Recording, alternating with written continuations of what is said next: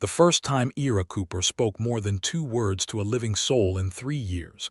It was because a woman sat down across from him without permission, and something inside his chest cracked open like drought-parched earth finally receiving rain.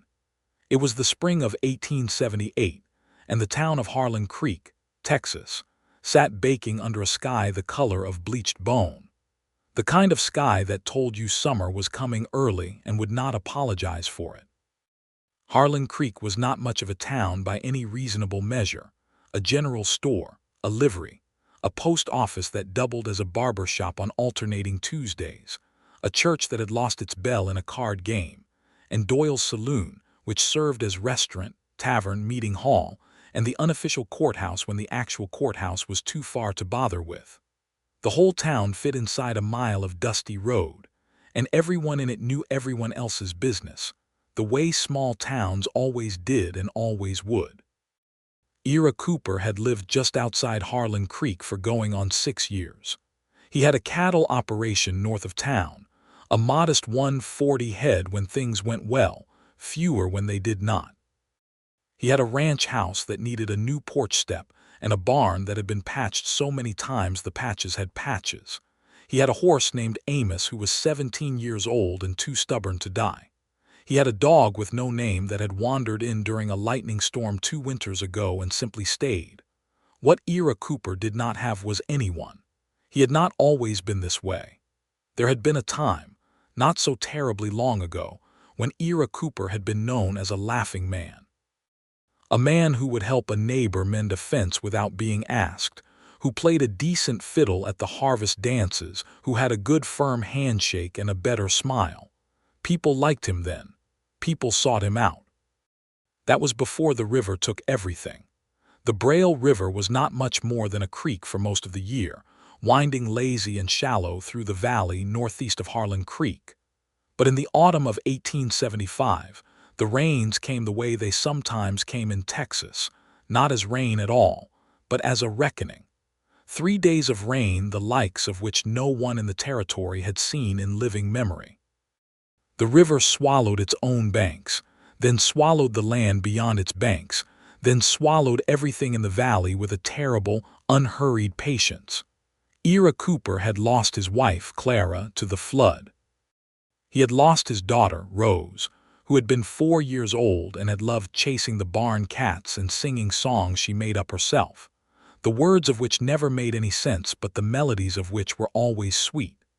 He had lost Clara's mother, who had been visiting from San Antonio, and the best third of his cattle herd, and every stick of furniture in the lower floor of his house, and a great deal of himself that he had never fully recovered. He had been on the North Ridge when it happened, driving cattle home before the storm worsened. By the time he understood what was happening below him, by the time he rode down and waded into the churning brown water shouting names until his throat tore open, it was too late for everything that mattered. The town had been kind to him in the way small towns were sometimes kind to the devastated meals brought, fences mended, offers extended. For a while. But grief, real grief, the kind that does not schedule itself and does not take leave at appropriate intervals, makes people uncomfortable after a certain point. Eventually the casseroles stopped and the condolences grew shorter, and people began to look at him with a particular combination of pity and exasperation that Ira found harder to bear than the grief itself. He withdrew. It was gradual and then it was complete. He tended his cattle. He came into town when he needed supplies. He ate at Doyle's Saloon on Wednesday evenings because it was the one night Doyle's wife, Margaret, made a beef stew that his body seemed to require in the way other men required whiskey. He sat at the same table every Wednesday, the one near the window in the far back corner, the one that let him see the whole room without being in the middle of it. He ate his stew. He drank 1 cup of coffee. He paid Margaret, who had learned not to try to make conversation with him beyond the necessary, and he went home. He had not asked anyone to sit at his table in 3 years. Not once, not even casually, not even when the place was crowded and people were standing at the bar. There was something about that table that was his alone, the way that grief has a way of making a person claim small territories as sacred ground. People in Harlan Creek had learned this about Ira Cooper the same way they had learned other truths about the town by watching, by gossiping quietly, by shaking their heads and saying what a shame it was about the Cooper man. What a terrible shame. So on a Wednesday evening in the middle of May, when the woman sat down across from him before he could so much as open his mouth, the entire population of Doyle's saloon noticed and held its collective breath. Her name was Nellie Grady, and she had arrived in Harlan Creek that same afternoon on the stage from San Angelo, which had been delayed by a broken wheel axle, and had deposited her at Doyle's with her single trunk, her hat pushed sideways from the wind, and an expression on her face that suggested she had survived every difficulty the journey had thrown at her through sheer, determined stubbornness. She was 27 years old, with dark auburn hair that refused to stay pinned, brown eyes that were warm until they were not, and a way of standing that suggested she had spent a great deal of her life making up her mind, and then acting on it before the world could talk her out of it. She was not what most people would have called delicate. She was something better. She was capable, in the way that prairie women sometimes were, capable in her bones, in the set of her jaw, in the way her hands moved with purpose. She had come to Harlan Creek to take a position as schoolteacher. The previous schoolteacher, a young man named Adderley, had married a woman from Abilene who refused to live in a town without a proper milliner's shop, and so he had gone to Abilene, leaving Harlan Creek's 16 school-age children without instruction for the better part of 6 months. The town council, which consisted of Mayor Burl Hatch, Dr. Emmett Sayer, and a cattle rancher named Tom Whidden who never agreed with the other two about anything, had written to a placement agency in Austin, and the placement agency had sent Nellie Grady.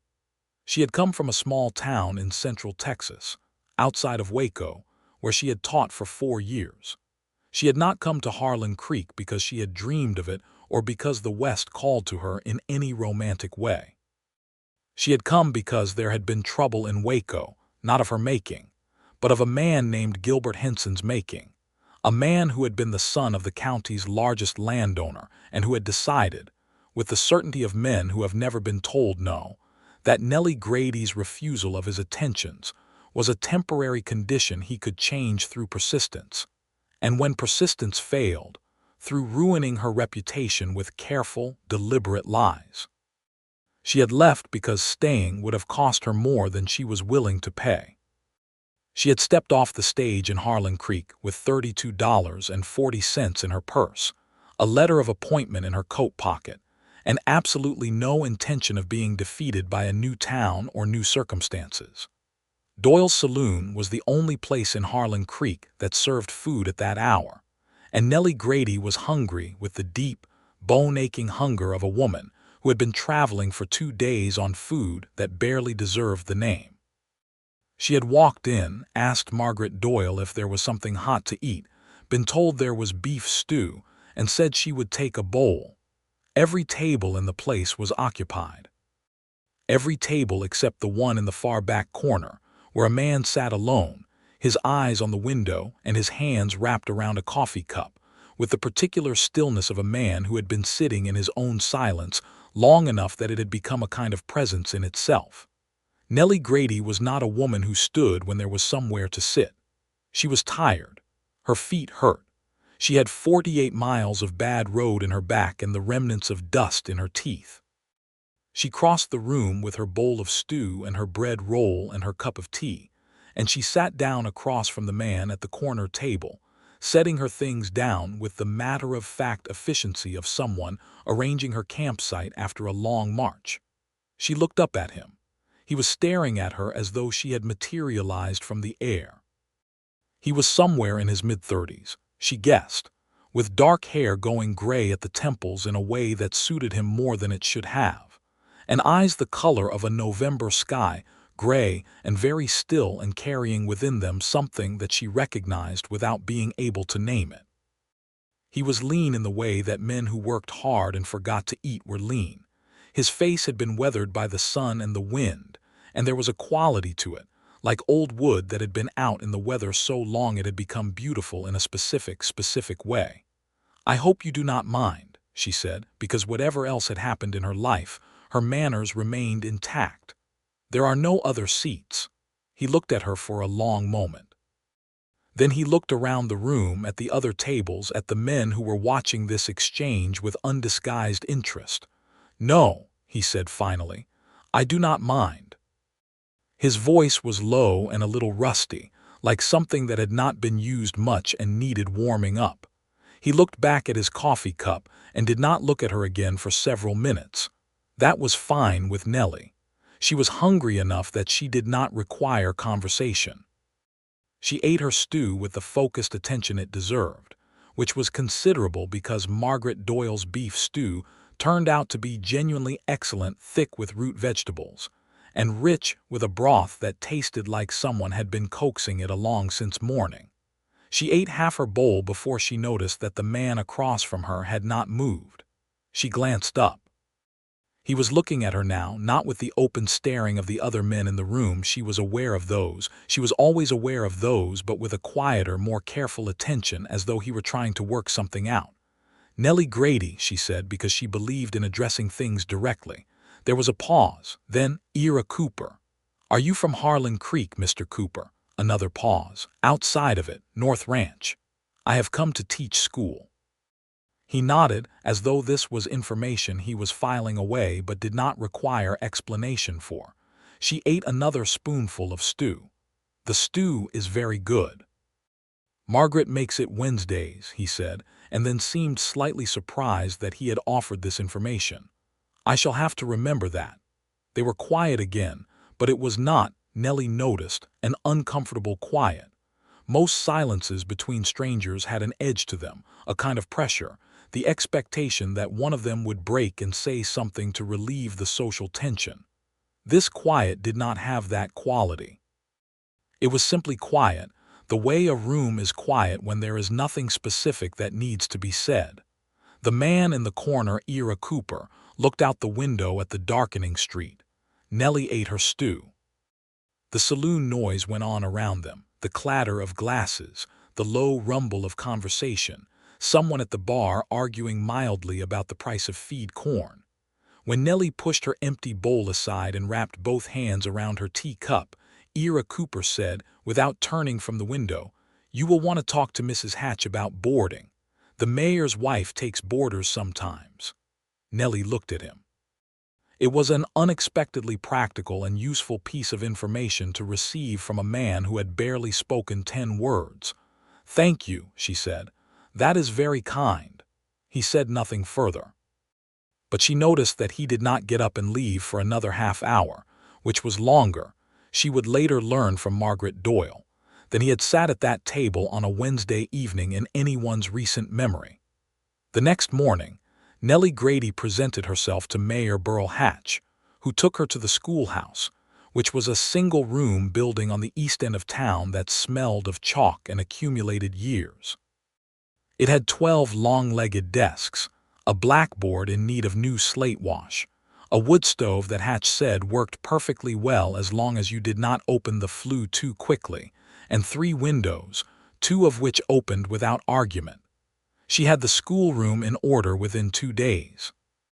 She opened school the following Monday with 14 students ranging from 6 to 15 years old, and she discovered immediately that teaching in Harlan Creek was going to require the same qualities it had required in Waco: patience, absolute consistency, and a willingness to be somewhat louder than was natural when necessary. She had taken her board with Eliza Hatch, who was a stout, good-natured woman of 50 who asked a great many questions but was warm about it, which was different from being intrusive, just barely. Eliza's house was comfortable and clean, and had a good parlor where Nellie could read in the evenings, and the bed was soft enough that she slept without dreaming, which was something she needed. She settled into Harlan Creek the way she settled into most things, steadily, without excess drama, with the practical intention of making it work. She saw Ira Cooper the following Wednesday. She came into Doyle's at the same hour, driven there by the same hunger and the same excellent reputation of the stew.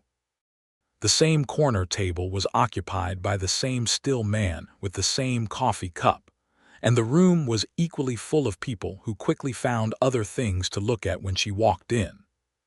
She was not a woman who stood on ceremony. She sat down across from him again. He looked at her with those gray November eyes, and this time there was something different in them, not quite surprise, but not quite resignation either. Something in between, something that might have been, if she was reading it correctly, a small and tentative opening of a door that had been shut for a very long time. "Miss Grady," he said. She was obscurely pleased that he remembered her name. "Mr. Cooper." "How is the school?" This surprised her enough that she blinked. "It is going well, I think. The children are sharp. There is a boy named Henry Whidden who is going to be a mathematician if someone takes the trouble, and a girl named Addie Brandt who reads better than half the adults I have met." Something shifted in his face. Not a smile, not quite, but the precursor to one, the way the sky changes just before sunrise when you cannot see the sun yet but you know it is coming. "Tom Whidden's boy," he said. "Do you know him?" "I know his father." A pause. "Good cattle sense, the whole family." "Did not know about mathematics." "Most fathers do not notice everything," Nellie said, and then felt she had said something too pointed and reached for her spoon. They ate, or rather, she ate, and he drank his coffee in the same comfortable silence as the week before. But this time he spoke a little more. He told her that the schoolhouse roof would need looking at before winter because it had been leaking since the previous October and Hatch had been slow to address it. He told her that the general store, run by a man named Peaver, carried a decent supply of chalk and paper if she needed it, and that Peaver would put things on account if she asked. He told her that the creek north of town sometimes flooded the East Road in spring, so she should keep that in mind on wet mornings. It was all practical. It was all useful. It was offered in the same low, careful voice, as though he were testing each word before he said it to see if it would hold weight. But he had said it, and that was something. Eliza Hatch, who noticed everything in Harlan Creek and cataloged it the way other women cataloged recipes, told Nellie the following morning over breakfast that she had heard Ira Cooper was seen talking to the new schoolteacher at his corner table.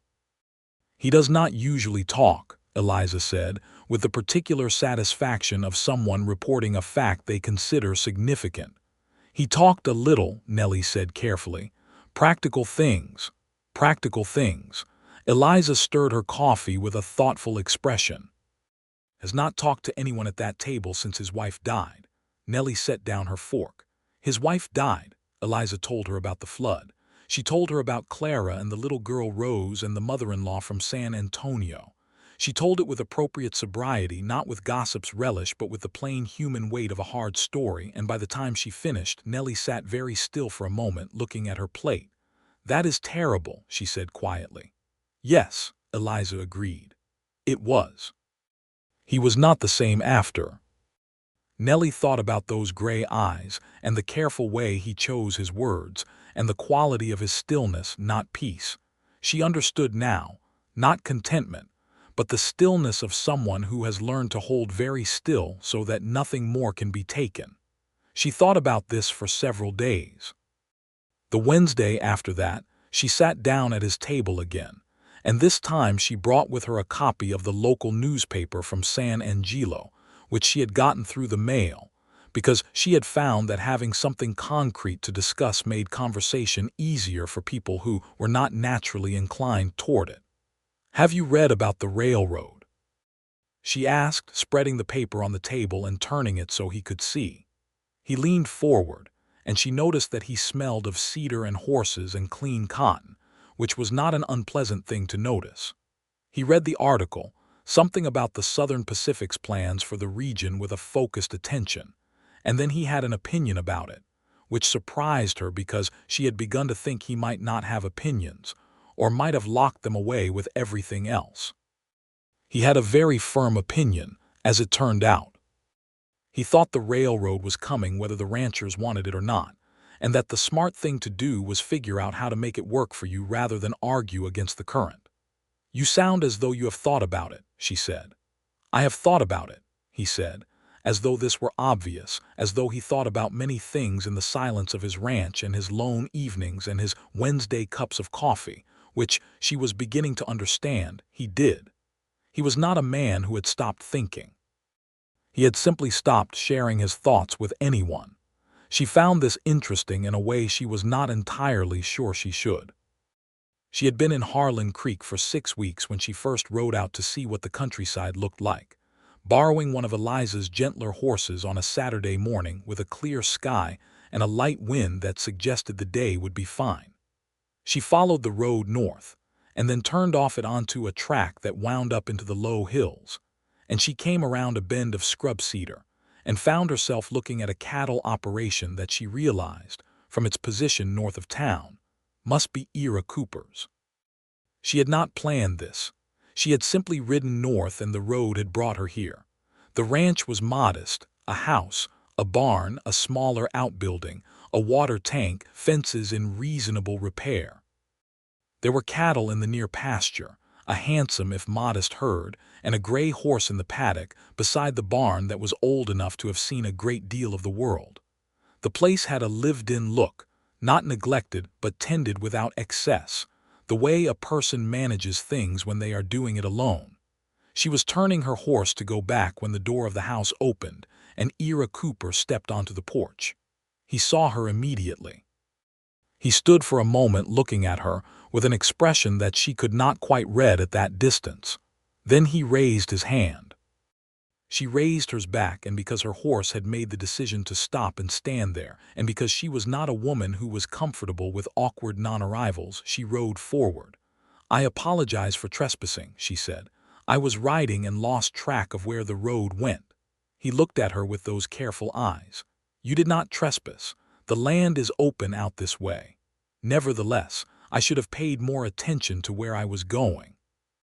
He looked at her horse, then at her, and something moved in his expression that might have been amusement, tamped down before it could fully form. "Your horse looks like she needed the walk." "She is Eliza Hatch's mare," Nellie confessed. "I suspect she walks wherever she pleases and the rider's opinion is considered advisory." This time the almost smile made it a little further before retreating. "Dolly," he said, "she is 20 years old. She goes where she went when she was young, and she does not always consult the person on her back." "Dolly," Nellie repeated. "That explains a great deal." There was a pause. The wind moved through the cedar.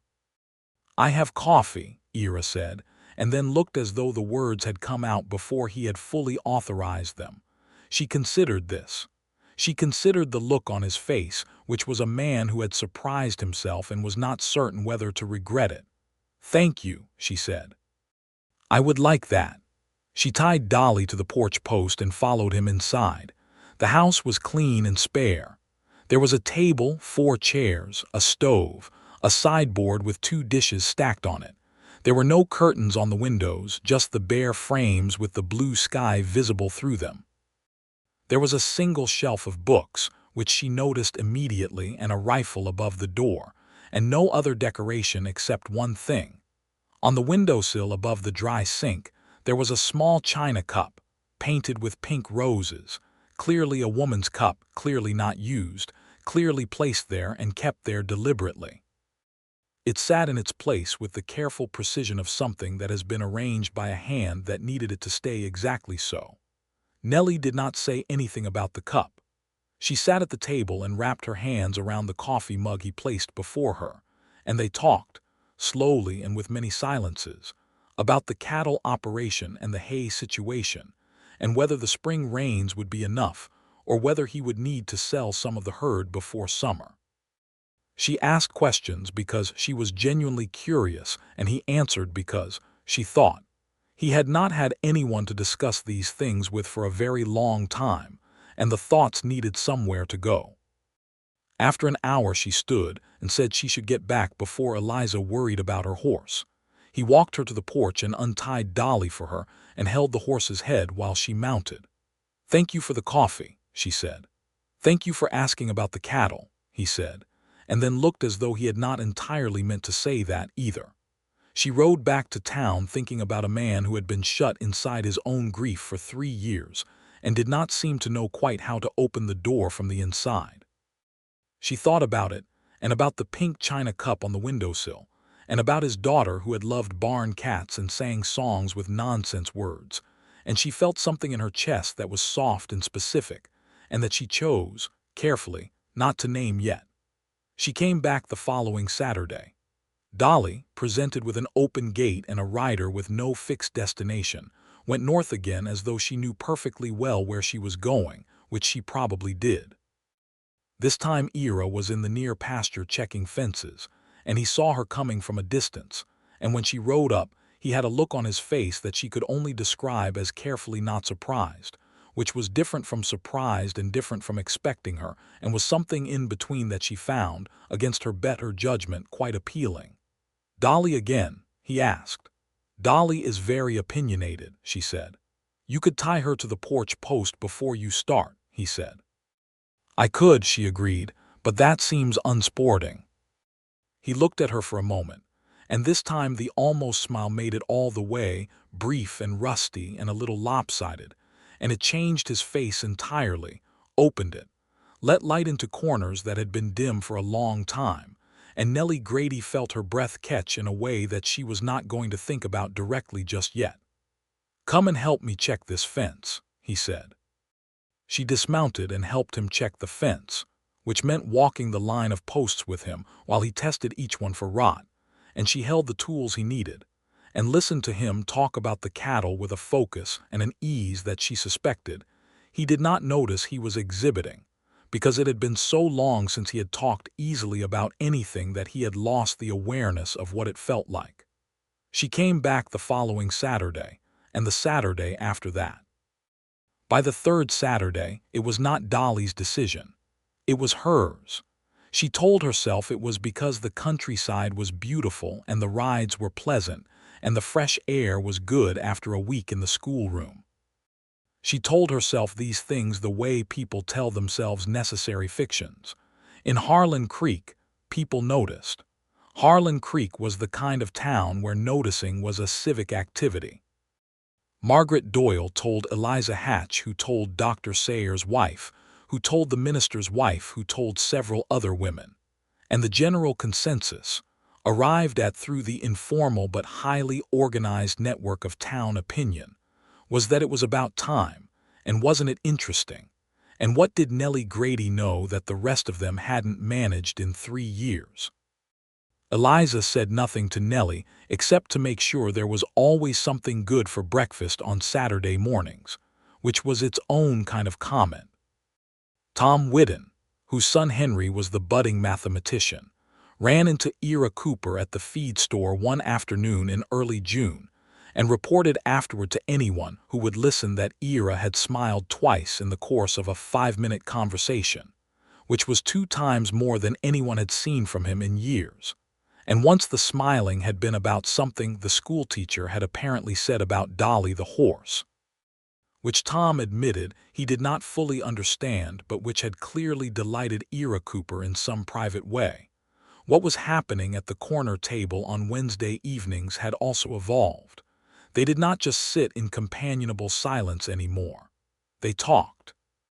Not always easily, not always without the long pauses that were part of how Ira assembled his thoughts before he offered them, but genuinely, with the quality of 2 people who were discovering that they understood the world in ways that were not identical. They were very different people, but compatible, the way 2 pieces of a puzzle are different shapes that fit. Nellie told him about her teaching.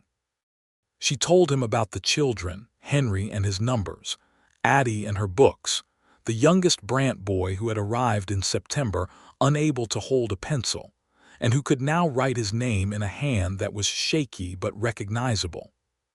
She talked about education with the passion of someone who believed in it, the way other people believed in God, not as an abstraction but as a daily practice that changed things. Ira listened. He listened the way people listen when they are not waiting for their turn to talk, but are genuinely receiving what is being said. He asked questions, smart questions, specific questions, and she answered them, and she found that explaining her thinking to someone who was actually listening made her think more clearly herself. He told her, slowly and over several weeks, about his cattle, about the land and how he had chosen it, what he had seen in it when he first arrived that told him it could be good grazing land if he worked it right. He talked about the particular intelligence of cattle, which he believed in sincerely, and which he described with a dry, specific humor that she found she loved. He did not talk about Clara. He did not talk about Rose. She did not ask. But one Wednesday in the middle of June, when the evening was warm and the doors of Doyle's were propped open to let in the air, and they had been sitting at the corner table long enough that most of the other patrons had gone home, and the light from the oil lamp on the table was soft and gold, Ira Cooper looked at his coffee cup and said, quietly and without preamble, "My wife used to ask about the cattle." Nellie held still. "She grew up in San Antonio," he continued. "She did not know anything about ranching when we married, but she asked questions the way you do. She wanted to understand things. She learned most of what I know about the land from asking me to explain it." He was quiet for a moment. She was very good at making people explain themselves. "She sounds remarkable," Nellie said. He looked up from the coffee cup. "Her name was Clara. And your daughter," something shifted across his face, the particular grief of a father which is its own specific country. "Rose, she was 4, she liked cats." "She sounds lovely," Nellie said, and meant it simply, without ornamentation. "She was." He looked at the window. "I am sorry. I have not talked about them." "You do not need to apologize," she said firmly. "You can say their names. It does not cause trouble." He looked at her. "People around here get uncomfortable." "I am not uncomfortable," she said. "They were real people. They existed. They matter." He looked at her for a long moment with those gray eyes, and she could see him, not quite for the first time, looking at her as though she were something he had not encountered before and was not sure how to categorize. And something in that look made her feel both seen and slightly unsteady in a way she had not felt in a very long time. "Thank you," he said quietly. "You are welcome," she said, equally quietly. And then Margaret Doyle came by to refill the coffee, and the moment opened back up into ordinary evening air. July came with the heat it always brought to West Texas, the kind of heat that sits on the land like a wool blanket and does not lift even after the sun goes down. The children in the schoolroom wilted. Nellie opened all 3 windows and taught with her sleeves rolled to the elbow, which caused brief commentary from 1 or 2 of the more traditional mothers of Harlan Creek, to which Nellie responded by improving their children's arithmetic scores by 15%, after which the commentary stopped. She continued to ride north on Saturdays. Ira continued to put coffee on when he saw her coming. They had developed a routine, the way 2 people develop routines when they have been spending time together consistently enough that the time shapes itself into patterns. She arrived around mid-morning. They talked while he worked. She sometimes helped if there was something she could usefully do. They had coffee. She left before noon. It was on a Saturday in late July that the routine changed. She had arrived to find Ira in the barn with a cow that had gone down in the night. The animal was in difficulty, and Ira had been there for hours. She could see it in the set of his shoulders and the lines around his eyes. And when she appeared in the barn doorway, he looked up at her with the expression of a man who has been fighting something alone for a long time and who is, despite himself, relieved to have company. She did not hesitate.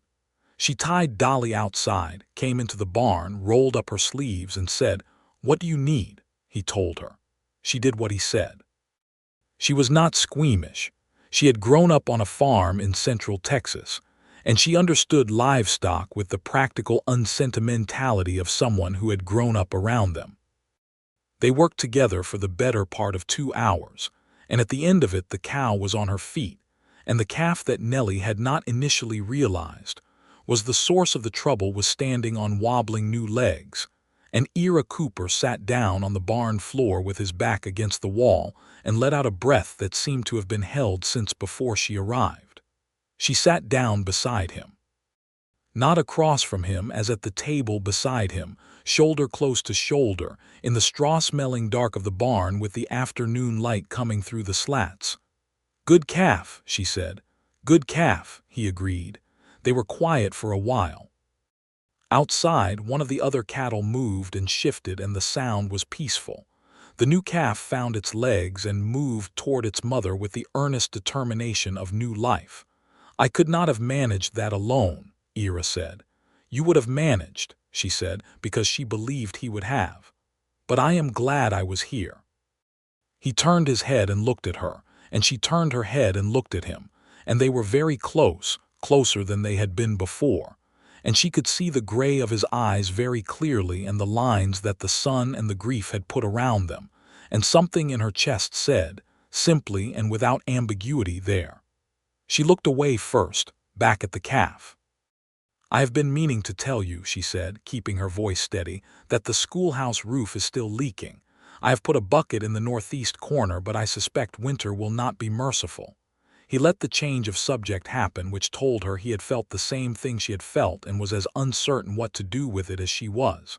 "I will look at it," he said. "You do not need to."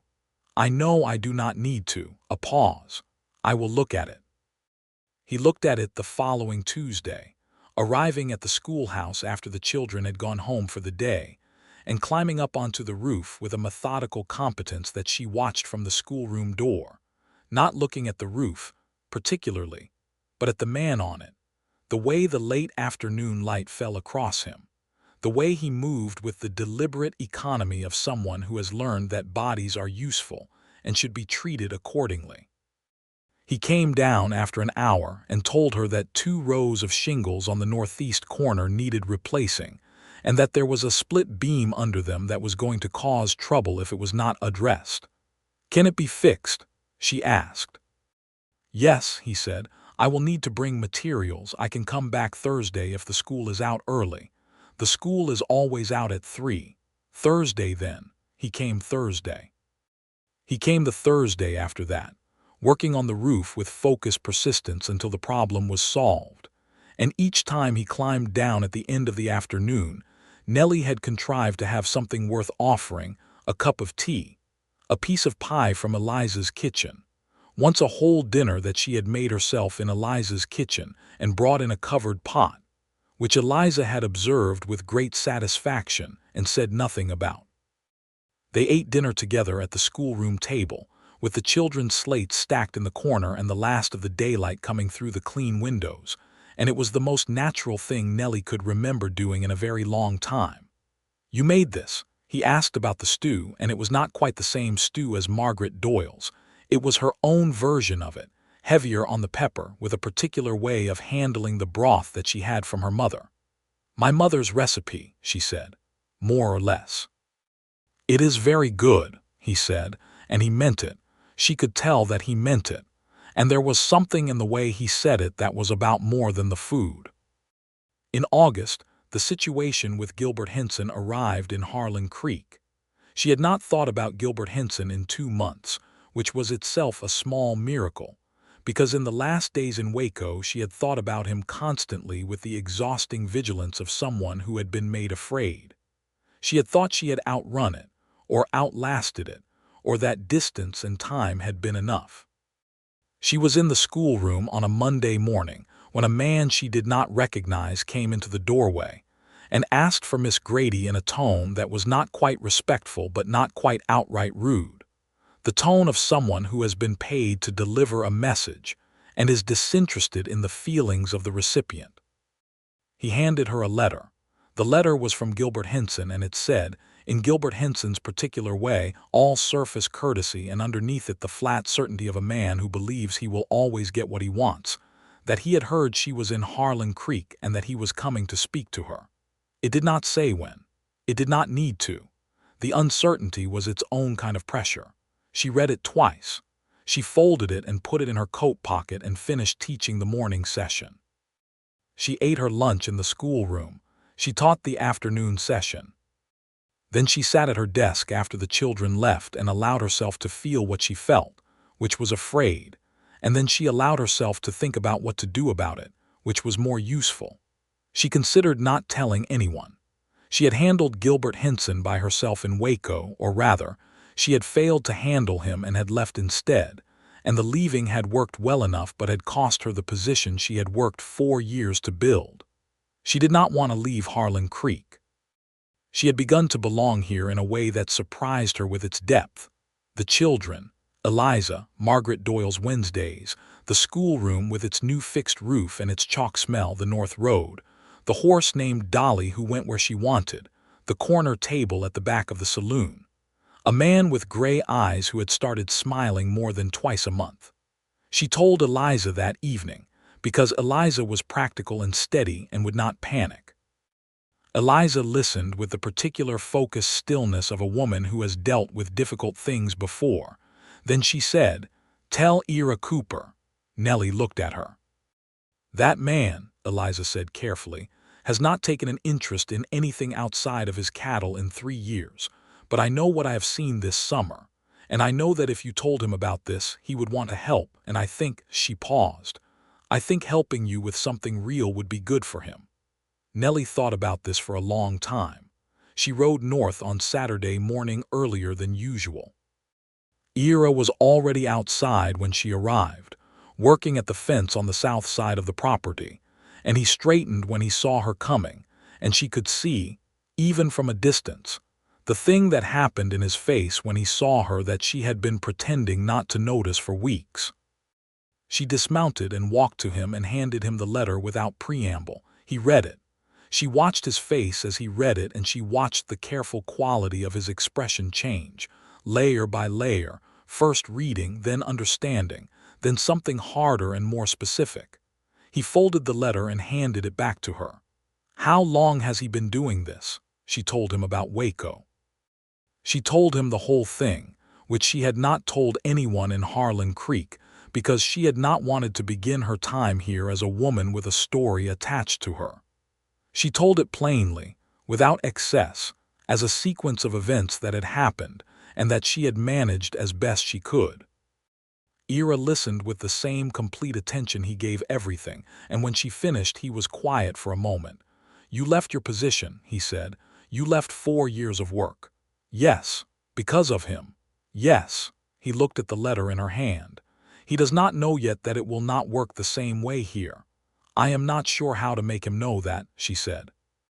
"You will not have to make him know it alone," Ira said. And the way he said it was very quiet and very certain, and she felt the fear that had been sitting in her chest since Monday redistribute itself into something more manageable. He rode into Harlan Creek with her that afternoon and went directly to Mayor Hatch's office, where he explained the situation with a brevity and a clarity that Nellie suspected came from the fact that Ira Cooper, when he chose to use words, used exactly the right ones.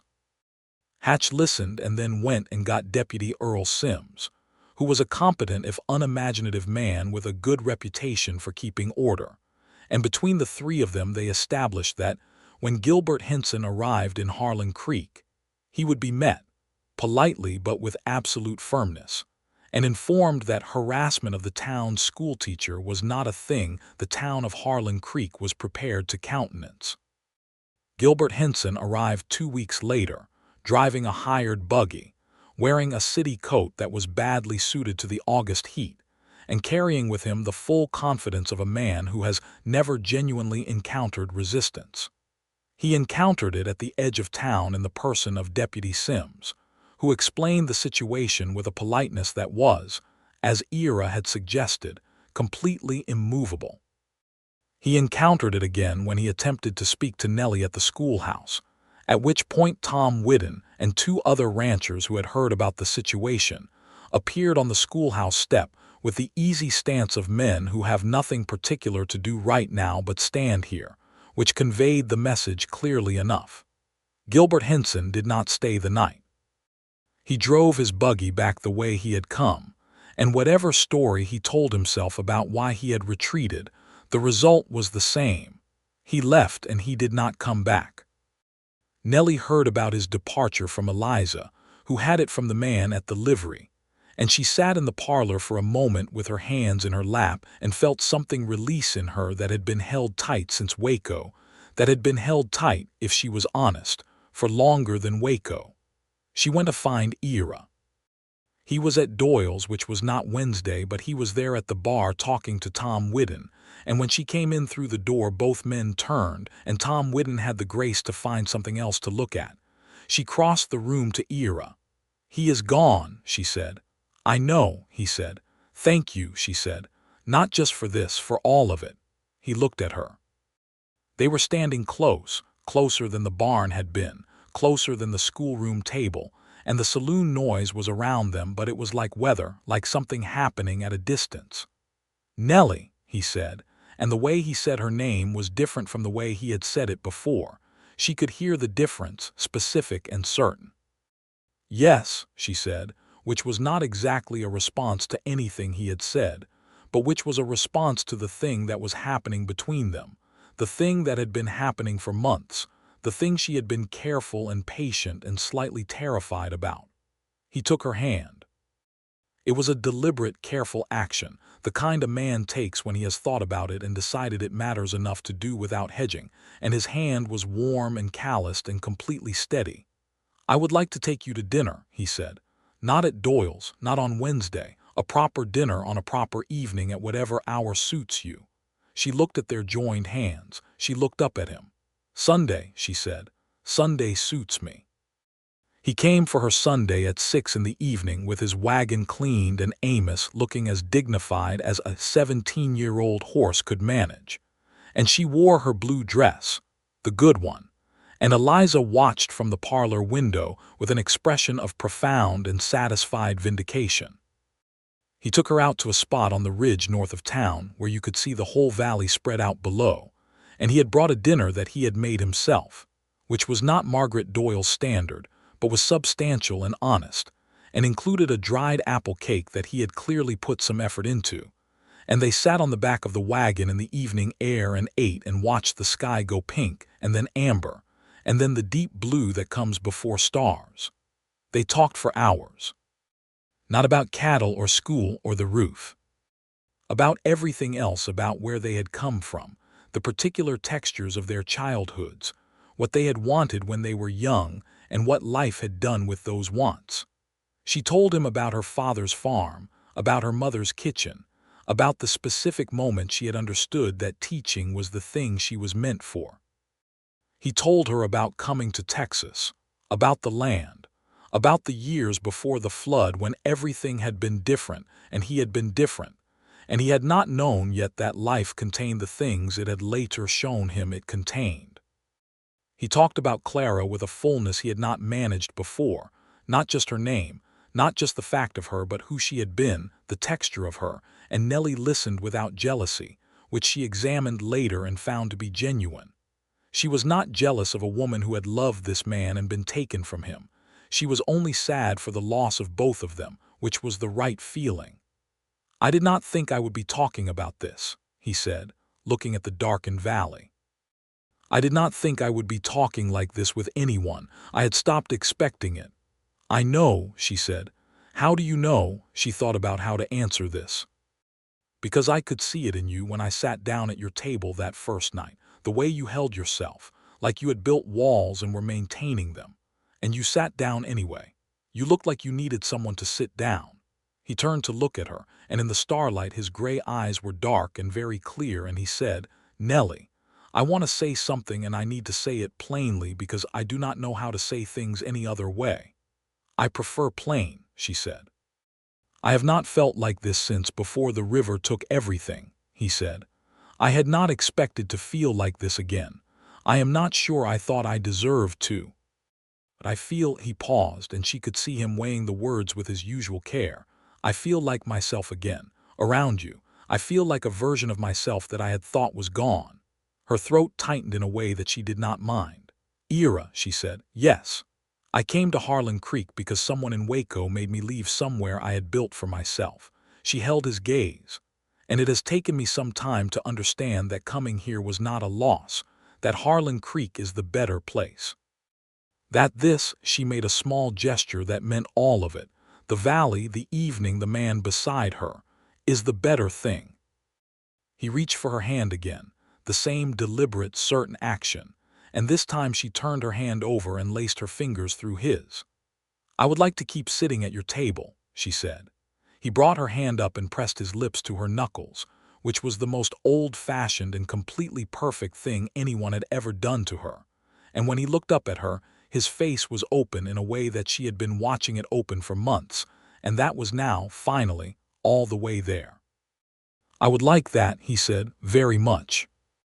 They sat on the wagon under the stars for another hour before he drove her home to Eliza's, where all the lights in the house were still on despite the late hour, which confirmed what Nellie had long suspected about Eliza Hatch's commitment to knowing how things turned out. The autumn that followed was the best season Nellie could remember in her adult life, and she thought it was probably the best season Ira Cooper had experienced since before the river. They were courting properly, with the full awareness and gentle supervision of the town of Harlan Creek, which took an active interest in the proceedings in the way that small towns always take interest in the romantic futures of their residents. Margaret Doyle began saving the corner table specifically for the two of them on Wednesday evenings. Eliza Hatch conveniently remembered errands that took her out of the parlor when Ira came to call in the evenings.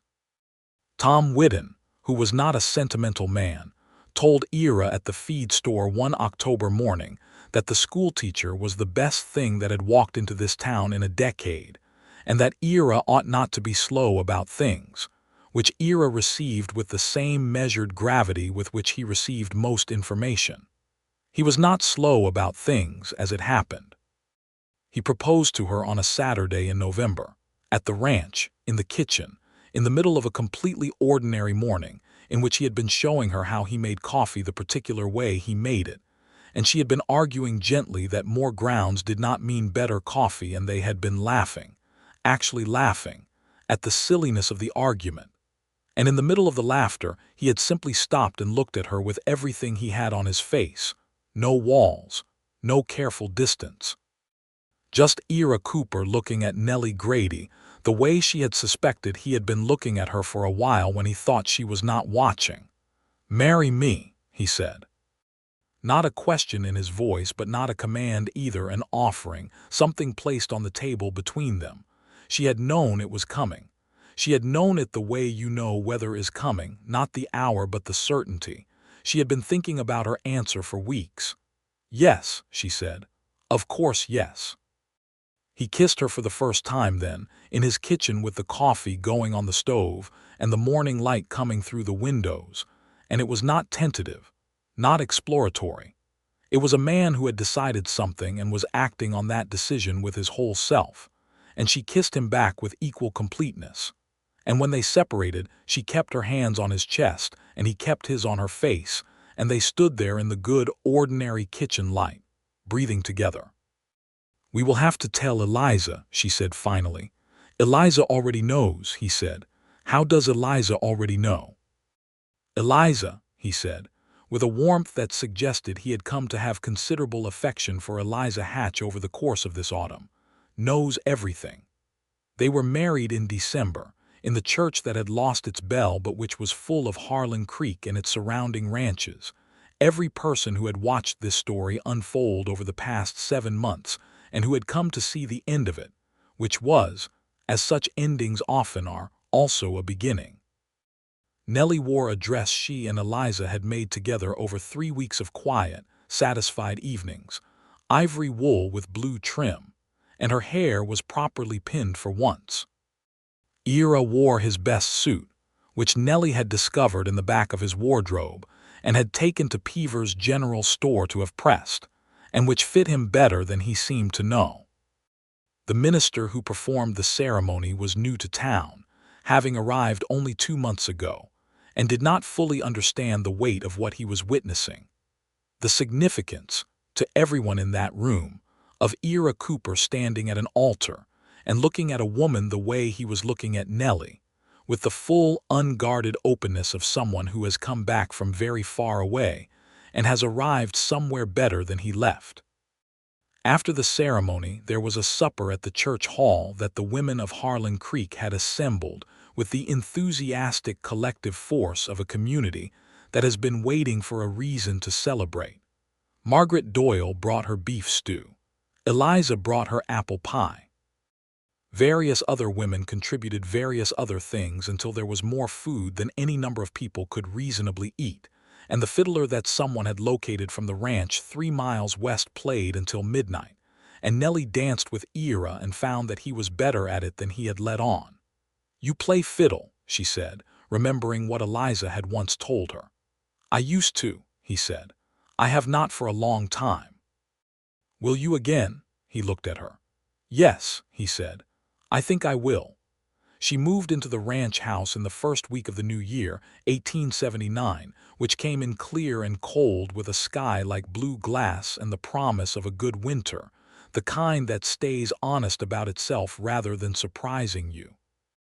She brought her trunk, her books, which were more books than he had expected, which pleased him, and a set of curtains she had made for the kitchen windows, bright yellow fabric that she put up on a Tuesday morning, while he watched from the doorway with the expression of a man who had not expected to enjoy the addition of curtains to his life, and was discovering that he did. She kept the pink china cup where it was. She had decided this without discussion. It was Clara's cup, and it belonged on that windowsill, and it would stay there, and this was simply true. The way that Ira's grief and his love for the people he had lost were simply true, not obstacles to the life they were building, but part of the foundation of it, because a man who had loved that deeply was a man worth trusting with deep love in return. The first winter of their marriage was a good one. She continued to teach school, because she had negotiated this with Mayor Hatch before the wedding with the clarity and precision of a woman who knows the value of establishing terms before circumstances can complicate them. Hatch had been slightly surprised but fundamentally sensible about it, and so Nellie rode into town on school days and taught, and came home in the evenings to a man who had always had coffee ready, which was the kind of thing that sounds small and is not small at all. Ira had his cattle. He expanded the herd modestly in the spring, bought 12 head from a rancher in the next county who was scaling back, good stock, solid breeding, and between the cattle and the wheat he had started in the North Field and the income from Nellie's teaching, they were comfortable. Not wealthy, not flush, but the kind of solid comfortable that is its own form of peace. She learned the ranch the way she had learned everything, methodically, thoroughly, with genuine interest. She learned which cattle were which by temperament and marking. She learned how the water flowed through the property after rain. She learned which fence section needed watching in spring. She learned the name of every tool in the barn and what it was for. And Ira taught her all of this with a patient thoroughness that told her he was not condescending to her curiosity, but taking it seriously, which was the only way she accepted being taught. He started playing the fiddle again that February, the way you take a thing back that you have set aside slowly, with some uncertainty, testing whether it still fits. It did fit.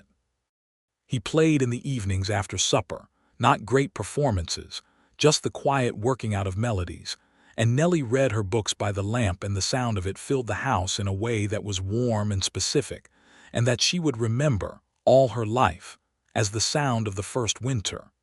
In March, she told him she was expecting.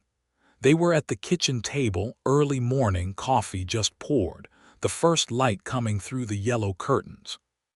She had known for 3 weeks and had been examining her own feelings about it carefully, privately, turning it over like a stone to see all its sides before she shared it.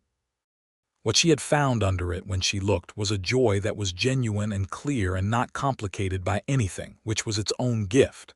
He went very still when she told him.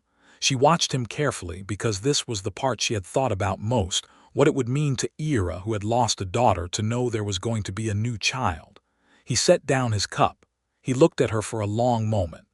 "Are you?" he started and then stopped. "I am fine," she said, because she understood he was asking multiple things. "I am well, I feel well, everything seems as it should be." He reached across the table and took both her hands. His face had gone through several things in the past 30 seconds, and had arrived somewhere that was not quite any single emotion but a combination of several, grief and joy, and something that she recognized as a specific kind of love that had nowhere else to put itself. "A child," he said. "A child," she confirmed. He stood and came around the table, and she stood too, and he held her with the quiet intensity of a man who has learned not to take present moments for granted, and she held him back the same way. "We will do this well," he said, into her hair. "We will do this together," she said, which she felt was the more important point. Their son was born on the first day of October, 1879, in the bedroom of the ranch house on a morning when the sky was the color of September finishing and October beginning, that particular blue that has weight in it. Dr. Sayer attended, and Eliza Hatch and Margaret Doyle had come to the ranch at dawn with enough food to feed a household for a week, which Ira found deeply touching and which he ate almost all of in the course of the labor, because anxiety had always made him hungry and he was very anxious. He was in the kitchen when he heard the cry, first the small, urgent, completely distinct sound of a new person announcing himself to the world, and then Eliza opening the bedroom door and saying, with a tremendous satisfaction, "Come in, Ira." The baby was red and furious and had a remarkable amount of very dark hair, and Nellie was holding him with the calm, slightly amazed expression of a woman who has just done something extraordinary and is still taking stock of it. "Hello," Ira said to both of them. "Hello," Nellie said. "Come and meet your son." He sat beside her on the bed, and she put the baby into his arms, and Ira Cooper held his son for the first time with the terrified, gentle precision of someone handling the most important thing he has ever been trusted with. The baby stopped crying. He looked up at Ira with the unfocused but very present attention of the newborn, and Ira looked back at him, and it was the simplest and most overwhelming thing Ira had done in years. "What do we call him?" Nellie asked. Ira had thought about this. He had thought about it carefully in the way he thought about everything that mattered. "James," he said, "if you agree." It was not Clara's name. It was not Rose's name. It was a new name for a new person, for a new beginning that did not require pretending the past had not existed, but that was also clearly and specifically its own thing. "James," she said. "James Cooper." She tried it out the way you try on something to see if it fits. It fit. Yes. James Cooper was a dark-haired, emphatic, extremely opinionated baby who from the first weeks made clear that he had views about everything. When he was hungry, when he was tired, when he wanted to be held, when being held was insufficient and what was additionally required was movement. Nellie, who had managed 16 children of varying sizes and temperaments without losing her composure, found in this one small boy a challenge that was different in kind from professional challenges and more affecting, because it came with a quality of love that she had not known the specific flavor of before, and that surprised her with its dimensions. Ira, for his part, was revealed to be a man who had always had the instinct for fatherhood, the patience and the steadiness and the capacity for complete attention, and watching him with James, watching his big, careful hands pick up his son with that gentle precision, watching him talk to the baby with the same low, honest voice he used for everything, Nellie sometimes had to look away because the feeling was too large for a room. She continued to teach. She went back in January, with James in the care of a young woman named Clara Bate Peaver, the general store owner's daughter, who had wanted work and who had a quality with babies that was immediately recognizable as a talent. Nellie rode into town and taught her 16 children and thought about James approximately every 40 minutes and came home at 3 to find him well fed and pleased with himself and Ira's evening coffee already on the stove. The town of Harlan Creek settled around the Cooper family, the way towns settle around things that are good and stable, accommodating them into the texture of things, taking them for granted in the best sense, in the sense of reliable landmarks. Young Henry Whidden's mathematics continued to advance at a rate that Nellie was now taking seriously enough that she had written to a teacher in Austin about secondary instruction, because Henry was going to outpace what she could offer within another year or two, and she intended to make sure he was equipped for it.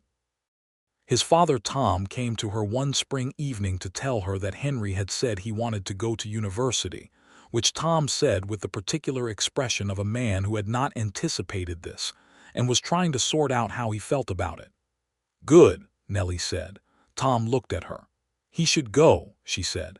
"He has the mind for it and you have the means to send him. That boy is going to do something remarkable, and it starts with you not standing in the way of it." Tom Whidden stood on her porch for a moment, looking at the spring evening. "My father did not send me anywhere," he said. "I know," she said, not unkindly, "which is why you will send Henry." Tom did send Henry. It took another 3 years and a great deal of arrangements and Nellie's assistance in writing the letters of application.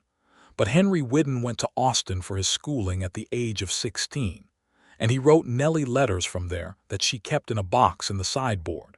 And Tom Whidden stopped looking as though he had missed something every time he came into town. Ira repaired the church steps that spring, because no one else had gotten around to it and the board was rotting through and someone was going to hurt themselves.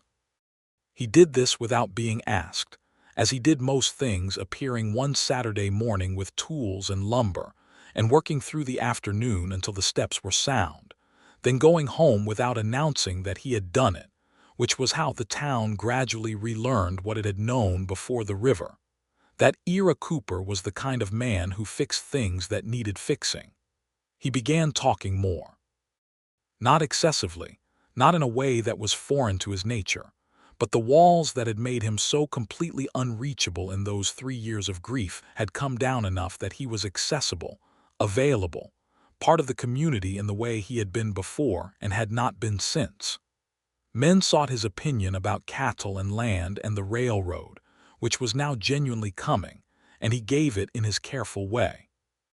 He played fiddle at the harvest dance that September, first time in 4 years, and people who remembered the dancing man who had existed before 1875 felt something uncurl in their chests when they heard him. Nellie danced with him twice and watched him from across the room the rest of the evening. This man she had sat across from in a dark corner of a saloon because she was hungry and there was nowhere else to sit. This man who had handed her his name and his coffee, and then, carefully, the rest of it. That night at home, with James asleep in his crib and the ranch quiet and dark around them, she said, "You were good tonight." "The fiddle was out of practice," he said. "The fiddle was wonderful," she said. "You were wonderful." He looked at her with those November sky eyes that she had by now memorized in all their weather. "Nellie," he said, "yes, I am very glad you sat down." She smiled at him, slow and full. "So am I." He crossed the room and kissed her, and she put her arms around him. And the house was warm, and the night was good, and outside the prairie lay quiet under the stars. That enormous Texas sky that held everything underneath it without judgment. The grief and the flood and the pink china cup and the yellow curtains and the baby sleeping and the fiddle put back to use. And 2 people who had found each other in a dark corner of a saloon in the middle of an ordinary Wednesday. James turned 2 in October of 1881 with the absolute conviction of a child who has been well loved that the world is fundamentally in his favor.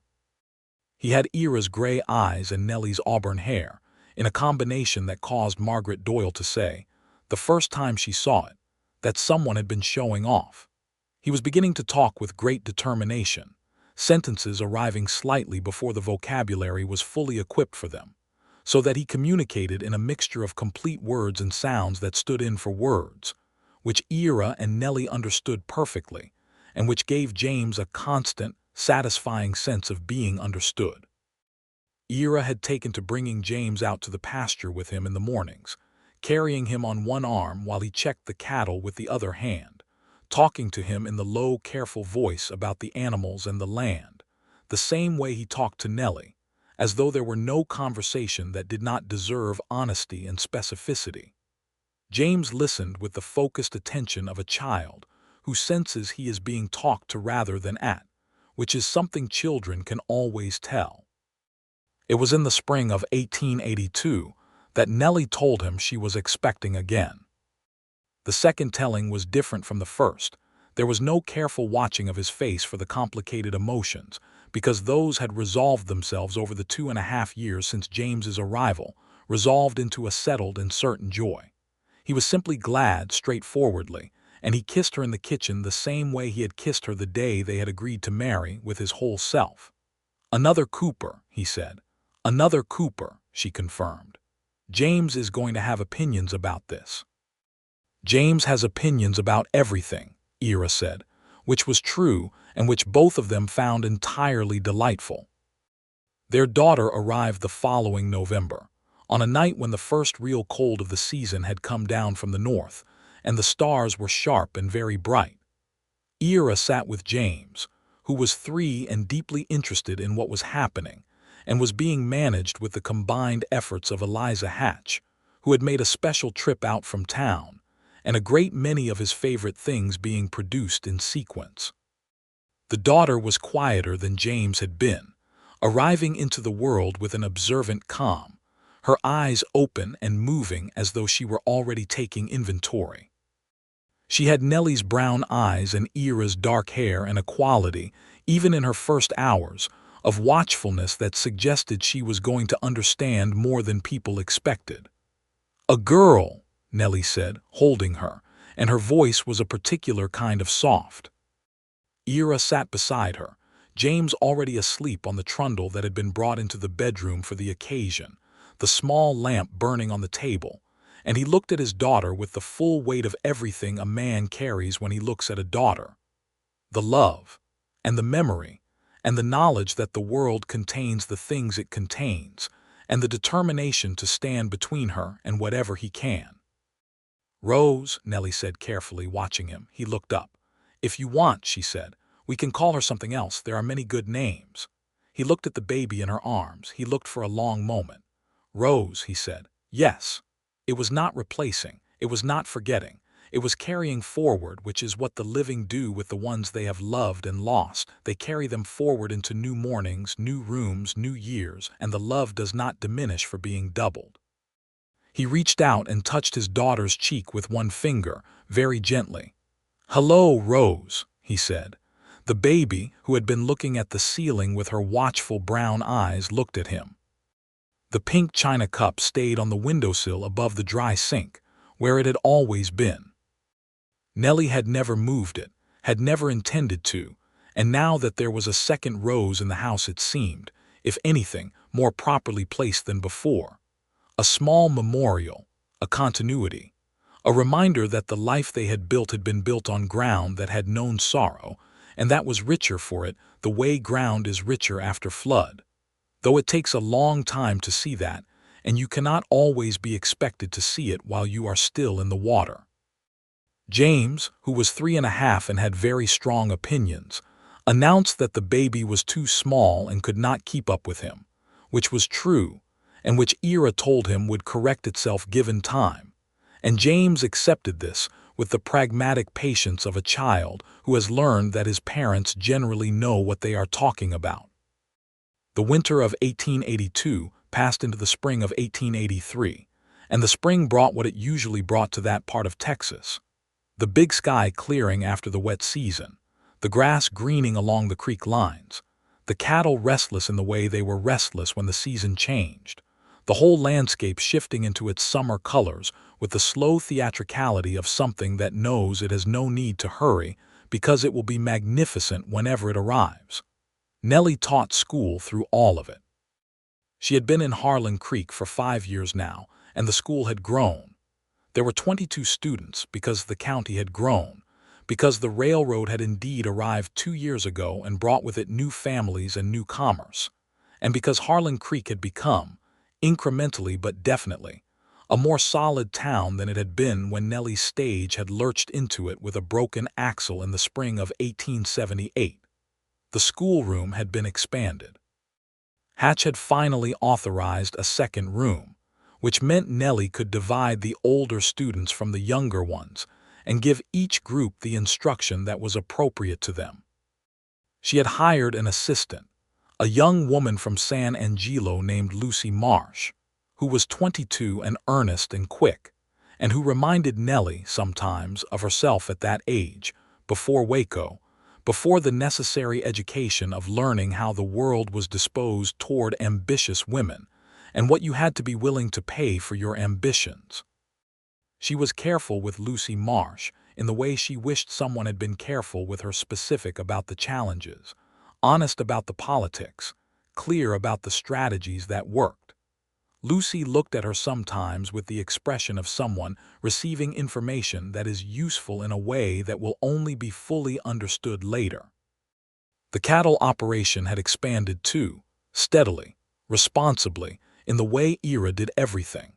He had 48 head now, and a hired hand named Cord who came 3 days a week and who had the kind of wordless competence with livestock that you either have or you do not, and who suited Ira's working style. They communicated in the minimum language required and accomplished more than most men did with twice the talking.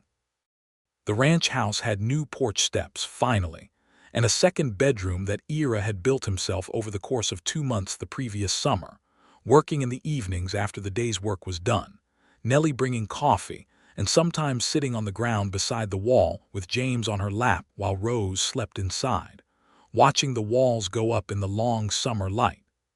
Ira had replaced the porch step she had noted needing replacement on her very first visit. It had taken him until the spring of 1883, by which time they had been married 4 years, but he had done it on a Tuesday in April, and she had come home to find it replaced and had stood on the porch and pressed on the new board with her foot, testing its solidness. "New step," she said when he came out. "It was about time," he said. "Only about 4 years overdue." "I get to things when they need getting to," he said. "That," she told him, "is the most Ira Cooper sentence I have ever heard you say." He looked at her with those gray eyes and the smile that had become, over these years, something she saw regularly and that still had the quality of something rare, not because it was infrequent but because it was specific. It was his, the particular way his face opened, and it had been given back to the world by degrees, and she had been present for all of it. "You married me anyway," he said. "I sat down at your table," she said. "That is where it all started." "You sat down before I could ask," he said, and there was something in his voice that was old and warm, the way good wood is warm when it has been in the sun. "You would not have asked," she said.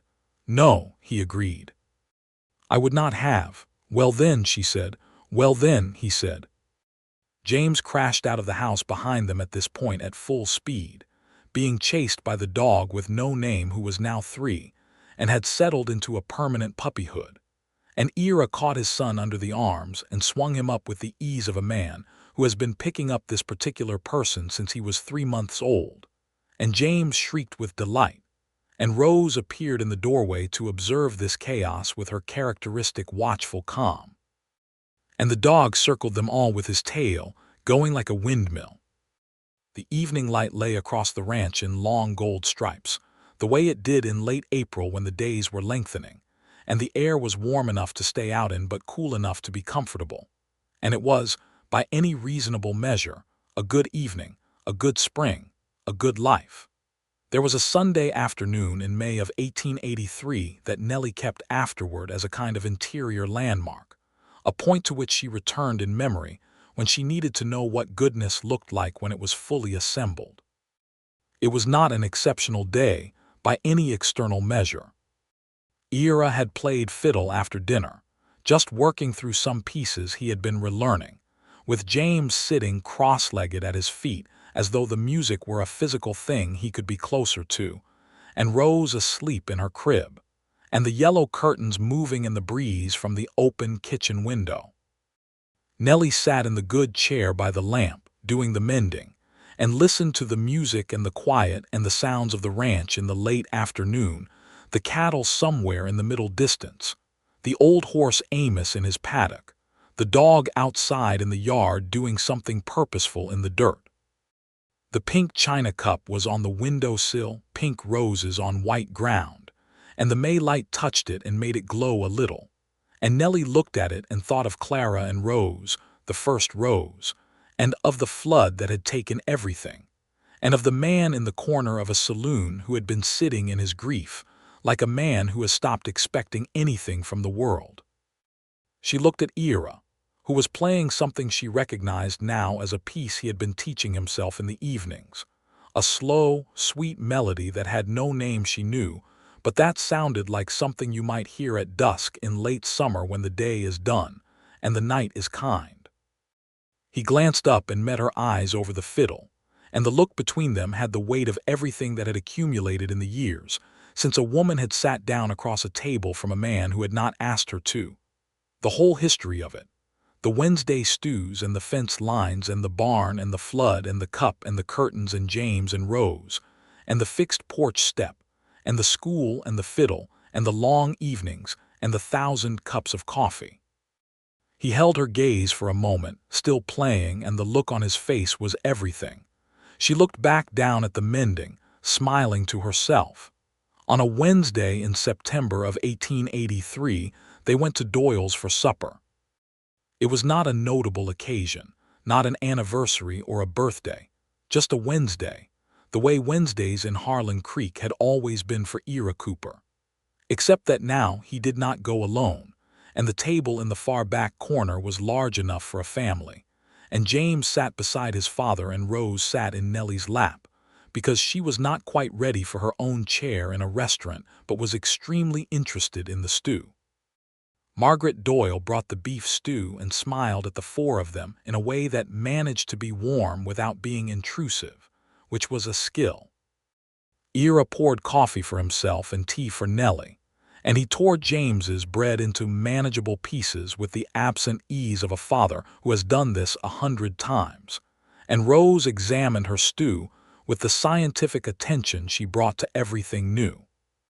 Nellie looked around the room, the familiar room, the oil lamps and the low conversations and the bar where men leaned and argued about the price of things, the smell of the stew and the coffee and the wood smoke, and she thought about the first time she had walked through that door with her hat pushed sideways and her feet hurting and $32.40 in her purse. She looked at the corner table. At the family at the corner table. "What are you thinking?" Ira asked, because he had learned to read the particular quality of her expression when she was thinking something specific. "I am thinking," she said, "about the night I sat down." He was quiet for a moment. Then, "The night you sat down before I could ask. You would not have asked." "No," he said, "I would not have." He reached across the table and took her hand. Right there, in the middle of Doyle's saloon on a Wednesday evening. In a way that Margaret Doyle later said she intended to tell her grandchildren about, because she had never seen Ira Cooper hold anyone's hand in a public place in all the years she had known him. "I am glad you did not wait," he said. Nellie looked at her husband, at the gray eyes that had all their seasons in them, the November gray that had been his grief and that had opened, by degree and by trust, into something larger and more varied, something that had room in it for fiddle music and yellow curtains, and a boy with auburn hair and a watchful girl, and a pink china cup kept in its place.